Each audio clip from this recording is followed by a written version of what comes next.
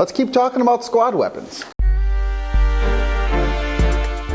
Hey everyone, Dylan Schumacher, Citadel Defense, and we are back with the third video in this series on the BAR, the Binary Automatic Rifle, which is not my name, and I stole it from someone else, and I like it, so we're going to keep saying that. But this is kind of a Minuteman squad support weapon, right? That's what we're running this as. This has the binary trigger on it, right? So it's going to shoot one time when you pull the trigger, another time when you let go, when you release the trigger, and that's really cool. It helps us shoot very fast. And this is the third video in this series on this gun. We've made a few updates to the gun itself. We've also are going to talk a little bit about kind of use and mechanics of the gun. So first, updates to the gun itself, just as this project gun continues. I added an extra tall mount for the MRO so that it sits much higher, right? One, it just lets me keep my head up better. And two, and more importantly, what I'm thinking is, if you're wearing night vision, right, it's going to allow you to get behind that glass better, because this is just a Magpul MOE but handguard, right? I don't have like a quad rail or anything on here. I don't have a laser to mount on it, even if I did have a quad rail, so maybe that'll come in the future, right? And I can put a laser on it, that'd be cool. But for right now, I don't have any of that. All I have is this Streamlight, white light, right? So because of that, we just need some way that I would like to at least make it accessible that I could use it with nods if I wanted, right? If I'm out and I'm patrolling with nods, at least I have a choice now, I have a chance to get behind the optic, right, and use it. So I like that. That's what I added. And again, it does just keep you, if you watch my head, right, my head doesn't move. I can just bring the gun up right to my head while still keeping the stock pretty well in my shoulder. I don't like to ride stocks over the shoulder, right, because the main recoil path is here. That's just me, you do you. But I definitely prefer to keep that sucker as into my shoulder as I can, so the weight is going into my shoulder. And right there, I can pretty much keep my head where it is. You can be the judge. Yeah, I don't really feel like my head's moving though. I don't think my head moves. So that's good. I like that. That's a big fan. I also added the rifle length buffer system back here, right? This is a 20-inch upper. It's a PSA upper. It's a rifle length gas.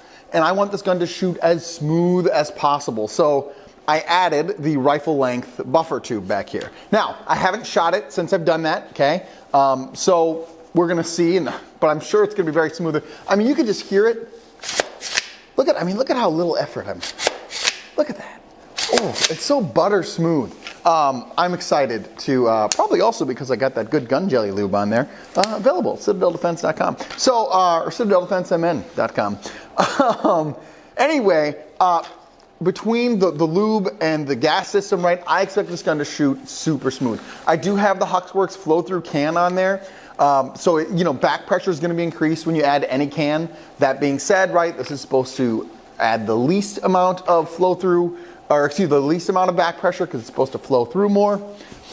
So far, again, it's been a good can. It's done its job. I'm not too worried, and it doesn't kick like a mule or anything when I had the carbine buffer on here. So I think with the rifle, it's only going to help. So those are the gear updates, right? We go out, we did run the 60-round mags in there. We had 3 of them, and that worked pretty well. I will say that I did not run it that time out, right? Someone else ran it, but they reported no problems. And every time I checked in on them during shoot and move drills and stuff, when they were shooting and I was moving, it looked great. Looked like they had no problems. So it continues to be a really good squad weapon. Oh, the other thing that I added in here is I changed the sling orientation because I like the sling to be as tight as I can on the ends of the receiver. Right before I had it running end to end, and I just like tighter slings personally, and it's my gun, so I can do what I want. So that's kind of where we're at there. Again, big fan of the system so far, big fan of the gun so far. I will say the Streamlight tape switch broke on our last outing, so I'm just back to a pushy cap thing there, which does give super bad barrel shadow, by the way, but I don't know. You got to do what you got to do at this point. Maybe eventually I'll get like an impact weapons extension or something like that to ride that light out further, but now I got to figure out a tape switch, blah, blah, blah. And I just don't care about that part that much. I just want a light to do something if I need it. But in general, the main point of the gun is to shoot quickly, right? Not necessarily provide the most illumination. We can debate on that ad nauseum. So, like I said, gear-wise, I think we're starting to square it away here. We're starting to figure out where we're at. We're starting to figure out how the gun works. We're starting to figure out the best setup. Again, I consider it a team weapon, meaning not just I'm going to be running it, right, but other guys in my team will be running it. Maybe I'll get to run it from time to time, whatever, but it's a team-based weapon. The other thing that I've been dry firing with recently is figuring out how would I use this as a team-based weapon, right? So if it's me and another guy, or a two-man, LMG team here, or whatever we're going to call it, BAR team. Let's call it BAR team. I like that. How would that work? And so I've been dry firing with that a bit, and I think I got a system worked out for how that would work. So here it is. So here you are. You've got yourself set up to start shooting, right? You're using this as your team support weapon, okay? And you got your bipod extended all the way out so that you have enough distance to drop a mag, right? That's important. You've taken the sling off because that's probably going to get in your way when you're doing this. And you're on the gun, right? You're running it, bang, bang, bang, bang, bang, bang, etc. You hit empty. Your buddy, who's laying right next to you, is staging mags for you, right? So in this case, we have the D60s, right? When you're shooting, rat-tat-tat, etc., you run out of bullets, okay? You're going to drop this mag, bring the new one over, punch it in, boom, hit the mag release, and now I'm on my way. Excuse me, the bolt release, right? And now I'm on my way. Rat-tat-tat, rat-tat-tat. Meanwhile, he's continuing to feed mags, right? So, once he gets done with the D60s, right, you have your empty, in this case empty, 30 round mags, right? And you're gonna stack those up. So you're bang, bang, bang, bang, bang, bang, drop that, new mag comes in, hit the mag release, pop, pop, pop, pop, pop, pop, this goes out, new mag comes in, mag release, pop, pop, pop, pop, pop, pop. So you can essentially, especially if you have your Minuteman Bandolier from Citadel Defense, highly recommended for this application. If you have that, right, you can keep feeding mags. You're going to end up with a pile of empty mags here eventually, but that's what you're doing. Now, if they end up kind of where they end up, the guy here can clear those out of your way and he can manage ammo for you while you're running the gun, right? If not, I was thinking if the mags end up kind of over here because I'm shoving them out of my way, right? I'm clearing stuff over as I'm bringing in the new mags and I'm going and then I'm coming in, I'm shoving this over, so I end up with a pile of mags here. The only problem is when it comes time to move, you are going to have to get those mags, right? So what I think you should probably do here, and this sounds pretty silly to me, but I think it would work, is you should grab the rifle, you should do a tactical barrel roll that way, right? So that the mags, all the empty mags are now between you and your buddy. The gunner pulls security. Your buddy polices up all the empty mags, because you probably don't want to leave those behind if you can help it. Throws them in a pouch, a bag, whatever, and then you get up and go, right? So that's in general how I think the fire sequence would work. But if you are proned out, you're set up, you got someone feeding you mags, I mean, you can continue to run this gun pretty fast. Even with only 30 round mags and you don't have D60s or anything, I mean, the time it takes for me to change the mag, if they're staging the mags correctly, and I'm shooting, right? Drop a mag, insert a mag, go. I mean, that takes no time at all. And you could even remove the bolt release step, right? If I run the mag mostly the way down, I think I'm getting there, and I feed it. Now I'm back up, right?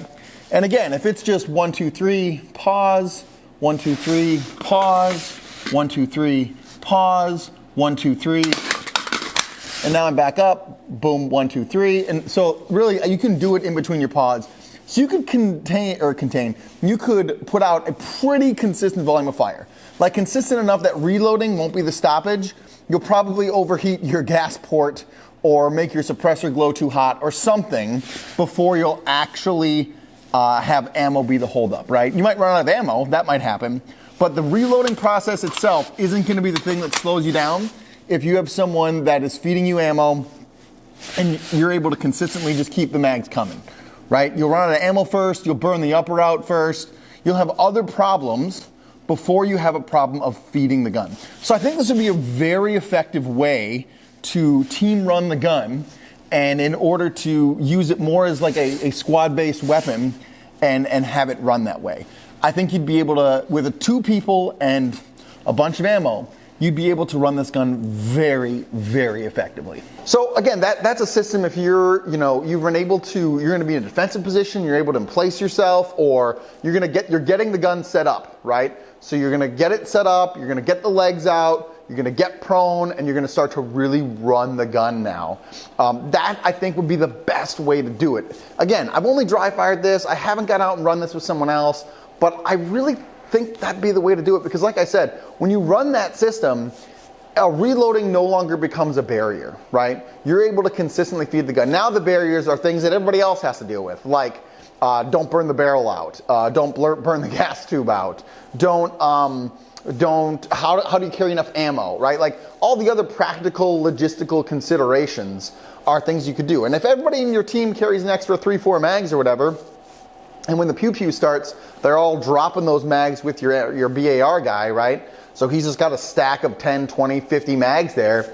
Well, hey, he can go for a very long time, especially if, right, you're not just mag dumping, but you're controlling your fire as you should be, right? It's not just rat-tat-tat-tat-tat the whole time, right? But it's your concentrated, continuous stream of fire as much as possible, right? That's why in machine gun doctrine, right, they do talking guns. One gun shoots, one gun's quiet, then the other gun shoots, and the other gun's quiet, and they alternate back and forth, right? So if you have two of these, you could do that. Again, the issue now is going to be things like, well, can we bring enough ammo to the fight, right? How are we going to carry all this ammo? It's not going to be, oh, the gun's not belt fed and we have to reload it so it slows it down. If you set up a system like that, I think you're going to be able to consistently keep the gun running. It just becomes a matter of, will the equipment itself hold up? Like, will the bolt burn off all the lube or something? Use Minuteman, or use the gun jelly, and probably won't. Will the parts malfunction? Will we burn out the barrel? Stuff like that. That starts to become the issue, not the ammo. And if we can just eliminate one of those factors, like reloading the gun, hey, so much more the better, right? So those are the current updates of where I'm at with this project. That's how things are coming along. Again, it continues to arc up, in my opinion. I do think that there is absolutely a place in your crew for some kind of BAR weapon, right? And not everyone needs to have one, right? But if you have, I don't know, 1 to 2, depending on how many guys you have in your crew, right? I think that's a big deal. Maybe one for every, 4, 6 guys, something like that. I think that becomes a nice force multiplier in your team. And the reason I just don't think you should run it necessarily if you have smaller teams than that is just adding this adds a logistics concern, right? And the logistics concern is ammo. How are we going to carry enough ammo to feed the gun, right? And then that's just another problem you got to solve. I think it's a worthwhile problem to solve. I just think if I was running 6 or less guys, I don't know if it'd necessarily be on the height of my priority list, right? I'd rather everybody have nods first, obviously. But once we start to get 4 to 6 guys, or we get 10 guys, and we're all starting to get pretty squared away now, when you start adding in these weapons like that are these weapon systems like that, they open up team capabilities. And that is really what I'm interested in. That's what I think is exciting. That's what I think is fun about these guns. So I hope that gives you something to think about. Stick with us as we develop this process, right? The next video, past this one, whenever this one comes out, will probably be me zeroing this gun. So we'll probably go out to the range and zero it because I added this new mount on here, right? And I haven't zeroed this thing yet. So that's going to have to go get zeroed. And I hate zeroing. And one of my buddies, the last zero video I posted, said that video gave me cancer because he hated my zeroing process that much. So maybe that's you. Maybe don't watch it. I don't know. Anyways, hope that's helpful. Do brave deeds and endure.